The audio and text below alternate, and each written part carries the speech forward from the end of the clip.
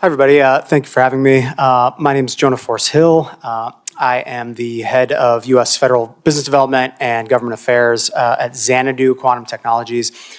Xanadu is, again, another full-stack quantum computing company. That means we build hardware, software, develop algorithms.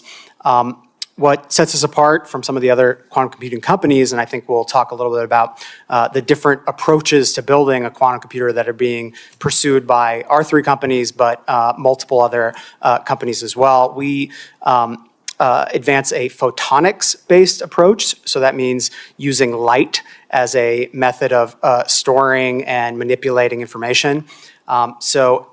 One of the benefits of photonic quantum computing is that it easily integrates into existing fiber optic systems that we use in telecommunications today. So for a number of reasons, including the need, less of a need to have very cold processing, so you don't have these giant cryogenic freezers that you see often if you see a picture in Google quantum computer.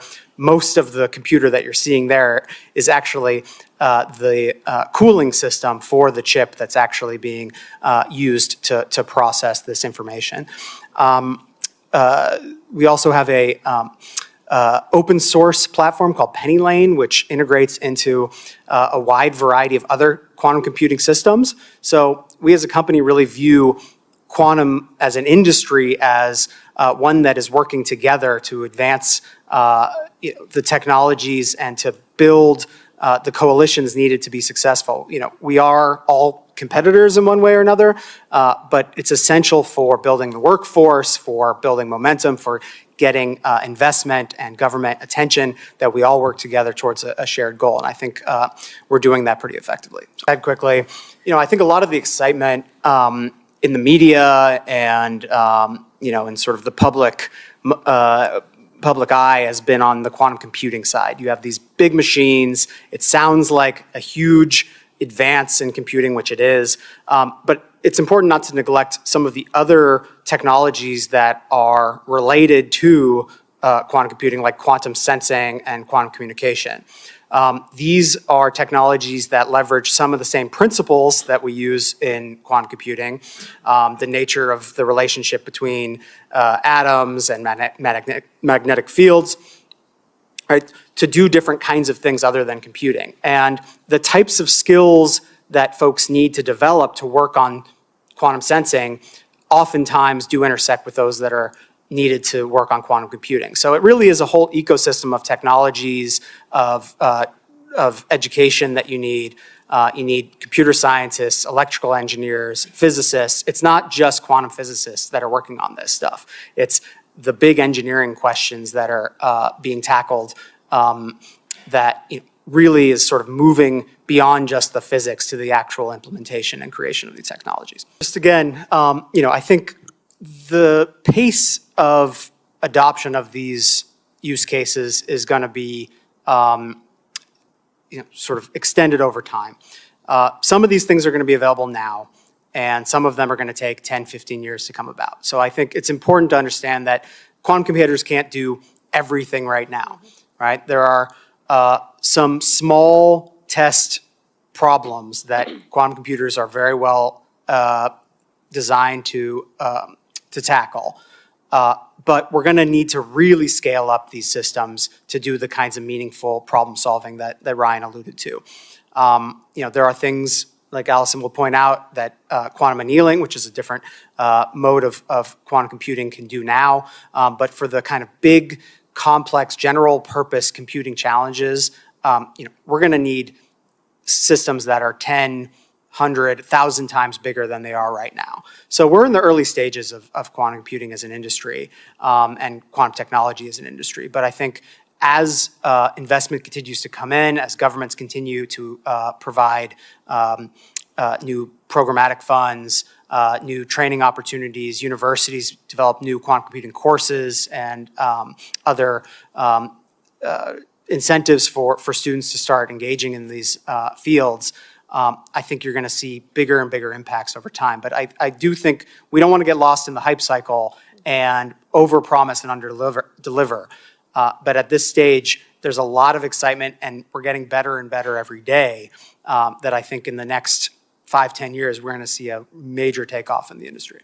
Yeah, I think it's, again, just important to stress that we don't want to focus too much on the extremes of the issue here, right? So on the one hand, you have folks saying that quantum is going to solve all of the world's problems and is going to supplant all classical computing, and we're going to invent new drugs that are going to cure cancer in a moment, right? And on the other hand, on the other side of the spectrum, you have folks saying this is a weapon of mass destruction, it's going to end encryption, it's going to mean that all of our secrets are going to be stolen. And it really, there is a spectrum here that we need to be mindful that it's not really an either or, and it's not really the extremes. It's sort of a combination of these things. Yes, it is a threat. Yes, it has tremendous benefits. But it's important not to lose sight of either side of the coin here. The idea that because there is this threat to our cryptography, we should be slowing down progress on this technology. I think that's problematic for a number of reasons. Most importantly, this technology is important for national security beyond the cryptographic element. It's not just a tool to break cryptography. It also has huge impacts on our economy, on our innovation cycle. If as a military, you're going to want to have access to a quantum computer as well, not just to break encryption, but to help you build better materials for your tanks, to help you do better logistics management for your supply chain, right? So there are benefits to having a large-scale, robust device at your disposal beyond encryption, and to say, well, we should really be ensuring that this device is never created to protect our secrets. That's not going to work. This technology is moving ahead. What we need to do is prepare our systems for that day when those devices are available and in widespread use. We want to be protected through the use of the PQC algorithms that Ryan mentioned, but we also want to be ready with algorithms that can help us develop new tools and new approaches to national security in a much more sort of positive way. So I think we need to be mindful in having these discussions in our own countries that it's not really an either or, it's really an and kind of environment. More about talent. Yeah, talent's key. This is really, really complicated stuff, and it requires immense training to rise to the level where you can actually start to build these devices and to build the theoretic frameworks that you need. And I think it's important to think about the time frame here.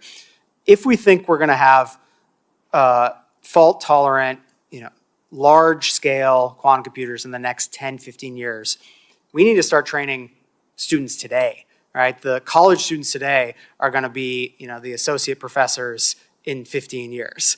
The high school students now are going to be the postdocs in 10 years, right? And if we don't start getting, young people excited about this field, if we don't make a concerted effort to actually start to bring in more folks into STEM in all of our countries, we're in big trouble.